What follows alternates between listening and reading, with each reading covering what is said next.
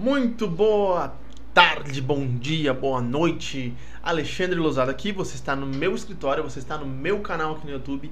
E antes de qualquer coisa, você precisa exatamente clicar no gostei, compartilhar esse vídeo, se inscrever no canal, fazer tudo isso que eu já falei aqui várias vezes. Então, eu quero falar hoje rapidinho com vocês sobre um assunto que lá no meu Instagram tá empolvorado ainda, por causa de uma fala do Dr. Heber Campos, que ele fala assim: nós não precisamos ter uma sensibilidade ao Espírito. Nós não precisamos, a Bíblia não manda nunca nós termos uma sensibilidade ao Espírito. E ele fala sobre que o Espírito pode se fazer notado, o Espírito pode se fazer notado, ele dá uma risadinha. Assim, primeiro de tudo, Dr. Heber Campos é um homem de Deus, certo? É um homem de Deus. Ele foi meu professor na Charles Spurgeon, então eu tive aula com ele sobre cosmovisão.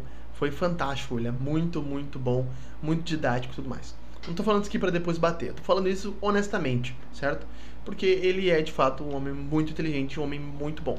A questão toda é que os reformados em gerais, talvez você que está ouvindo esse vídeo seja reformado, eles têm uma aversão a como o Espírito Santo age no meio carismático e no meio pentecostal. Isso é uma aversão a esse tipo de manifestação.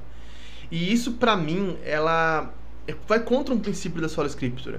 Veja, eu não posso me posicionar contra algo, dizer assim, eu não sou a favor da manifestação que os carismáticos têm por causa dos carismáticos. A questão é, a Bíblia fala ou não fala sobre manifestações do Espírito Santo? Ou mais, sobre sermos sensíveis ao Espírito ou não sermos? O que a Bíblia fala sobre isso? Essa é a questão. Esse é o princípio do sola escritura que deve ser observado por você e por mim, e deve ser observado principalmente por aqueles que se dizem reformados. Pontuando isso. Ok. Certo? Então, primeiro de tudo, Heber Campos é um homem de Deus. Segundo, o princípio do sola escritura diz que nós temos que olhar pela Escritura e não julgar pelos movimentos, pelos acontecimentos. Porque, historicamente falando, vamos falar de historicamente antes de nós entrarmos na Escritura. Historicamente falando, os movimentos puritanos, de avivamentos do século XVIII, o Grande Despertar, o primeiro Grande Despertamento, o avivamento de Gales, outros avivamentos da história, foram procedidos por manifestações sobrenaturais do Espírito, manifestações que hoje os reformados, eles diriam que não são manifestações bíblicas, ou diriam que são manifestações pentecostais, carismáticas. Veja, o livro do Jonathan Edwards, A Verdadeira Obra do Espírito Santo, nesse livro, Jonathan Edwards fala sobre inúmeras manifestações que aconteceram no meio dos avivamentos, dos quais ele estava inserido. Ele estava inserido. Não é algo que ele ouviu, qual ele participou. Manifestações de riso, manifestações de choro, manifestações de desmaio, esse tombo no Espírito Santo que é tão comum. Manifestações de pessoas tremendo. Então o Jonathan Edwards falou muito sobre esse assunto, e eu creio que o Jonathan Edwards é mais autoridade sobre avivamento do que o próprio Heber. O Dr. Heber, a área dele é cosmovisão e não pneumatologia. As obras do Espírito Santo, quem falou sobre experiência religiosa foi o Jonathan Edwards no século XVIII. Então, esse é o primeiro ponto. O segundo ponto é o que a Bíblia ensina expressamente sobre esse assunto. Veja, no Instagram, muitas pessoas comentaram: ah, mas a Bíblia não fala sobre isso diretamente. A Bíblia não diz expressamente que nós devemos ser sensíveis ao Espírito Santo. Mas a Bíblia não diz diretamente que nós devemos crer na Trindade. Se deduz filosoficamente isso. Isso é uma dedução filosófica da Escritura.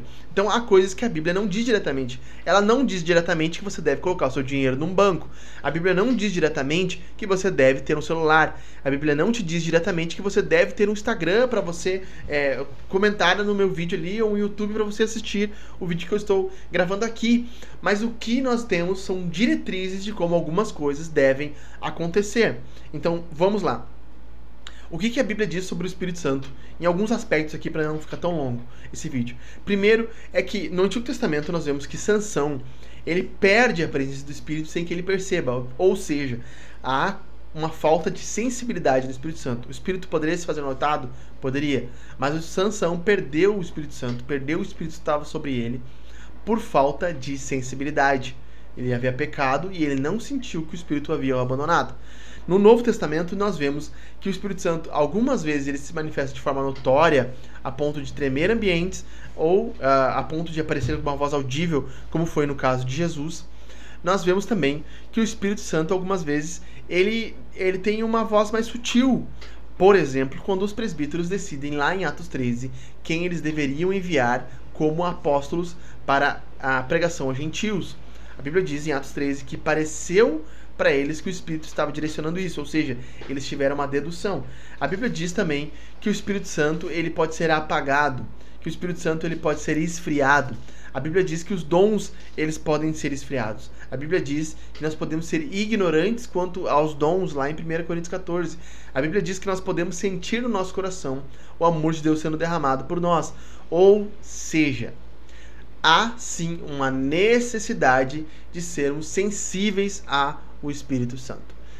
Para dar o argumento final sobre experiências, João, na ilha de Patmos, ele diz que no dia do Senhor ele se achou no Espírito e teve uma visão que o fez cair quase como morto. Isso acontece com Pedro também, lá em Atos 10. Ou seja, a base bíblica, ou a Bíblia relata, pelo menos, algumas experiências estáticas com o Espírito Santo, que os pentecostais têm com muita frequência e que os carismáticos também têm, nossos irmãos, e que os presbiterianos negam. Então, meus irmãos, é isso.